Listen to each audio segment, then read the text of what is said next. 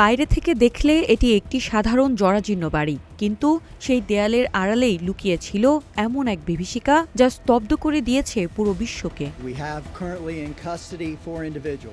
যুক্তরাষ্ট্রের ওহাইও অঙ্গরাজ্যে একটি ভিন্ন তদন্তে গিয়ে পুলিশ উদ্ধার করে ১৬ জন শিশু কিশোরকে। মাত্র ১২x১২ ফুটের একটি অন্ধকার আলো বাতাসহীন ঘরে বছরের পর বছর ধরে তারা বন্দী ছিল। চারপাশে ছিল মলমূত্র, দুর্গন্ধ আর অস্বাস্থ্যকর পরিবেশ। শিশুদের অনেকেই স্বাভাবিকভাবে কথা বলতে পারেন না, এমনকি ১৮ বছর বয়সী এক মানসিকভাবে প্রতিবন্ধী তরুণী নিজের নামের বানানো জানেন না।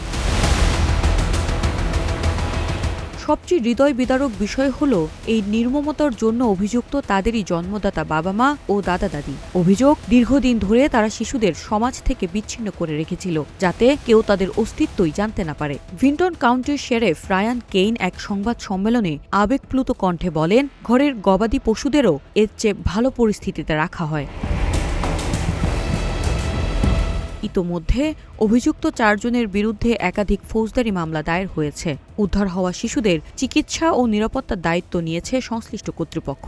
অ্যাটর্নি জেনারেল অ্যান্ডি উইনসন এটিকে তার ক্যারিয়ারের সবচেয়ে নিকৃষ্টতম ঘটনা উল্লেখ করে প্রতিশ্রুতি দিয়েছেন, এই নিষ্পাপ শিশুদের জন্য সর্বোচ্চ ন্যায়বিচার নিশ্চিত করা হবে।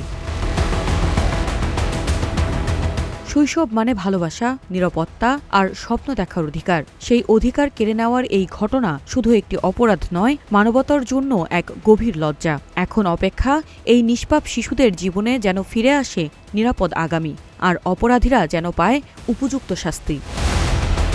News desk, green TV digital.